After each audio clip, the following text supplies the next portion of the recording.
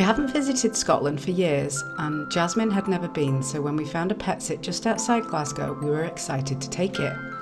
We had 3 days and the weather didn't look great, but we made the most of it and saw as much as we could.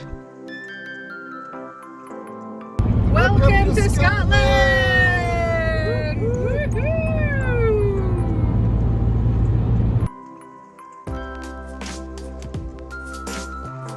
A lazy morning. Yeah. 10:30. We're gonna head out in a minute. What are you doing? I'm doing a video. Mr. Cool. Mr. Cool. Oh, we're going to Stirling. Hey? Going to Stirling with Doggy. Hello, Doggy.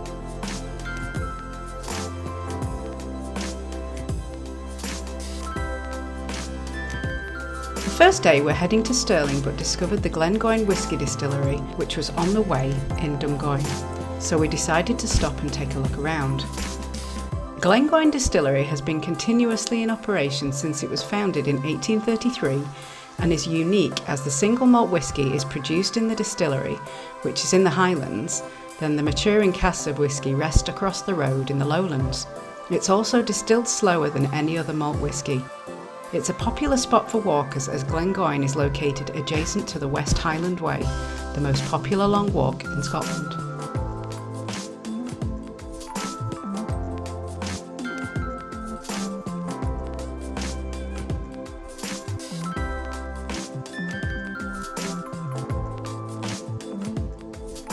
The Wallace Monument is reached by walking through a lovely wood with wooden sculptures all the way to the top. It's free to walk to, but they charge an entrance fee to enter.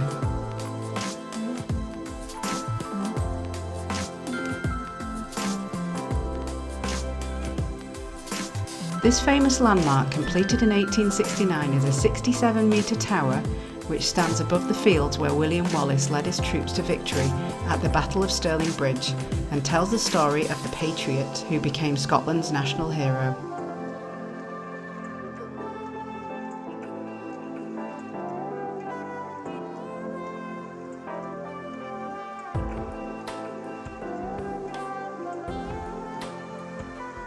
Next we headed to Stirling. It's known as the gateway to the Highlands, and it's where the lowlands and the Highlands meet. Stirling is said to be like a huge brooch that holds the two together.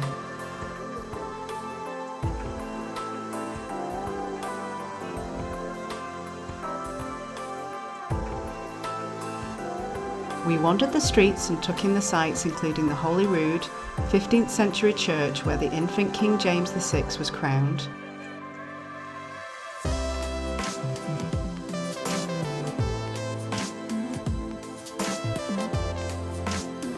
Stirling Castle, which is one of the largest and most historically important castles in Scotland and was the home of Scottish kings and queens.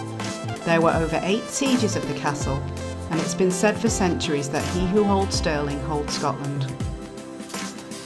And Stirling Old Town Jail, which has been a county jail, a military detention barracks, used for storage and training for the Home Guard during the war, and a sweet storage.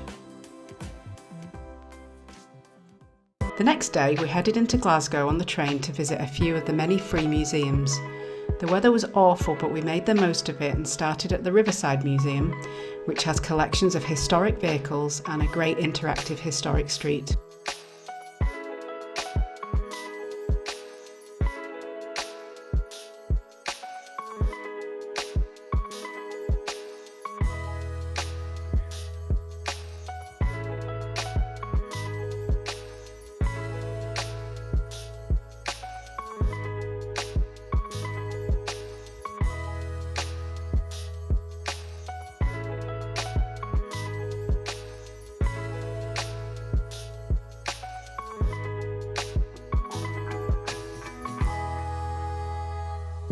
We popped into the Clydside Distillery, which is the first dedicated single malt whisky distillery to be built in over a century.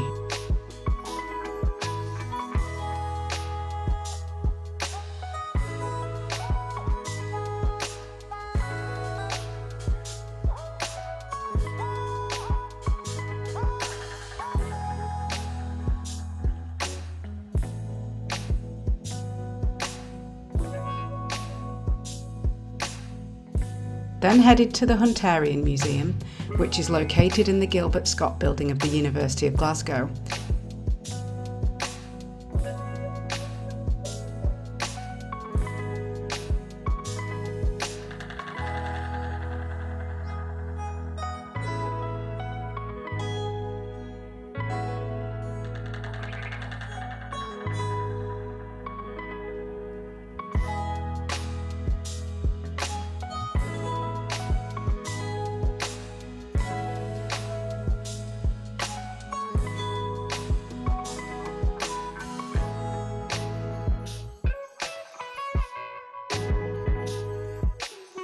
It's the oldest museum in Scotland and contains some of the anatomist and physician William Hunter's artefacts he donated to the university he studied at.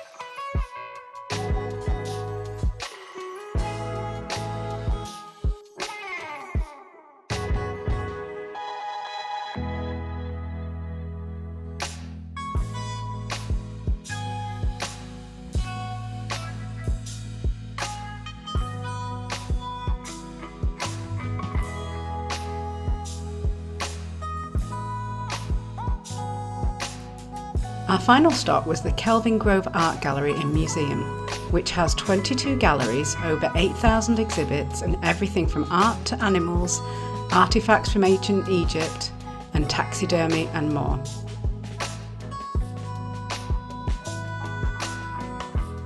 This is one of Scotland's most popular visitor attractions, and if you only have one day in Glasgow, I would definitely recommend it.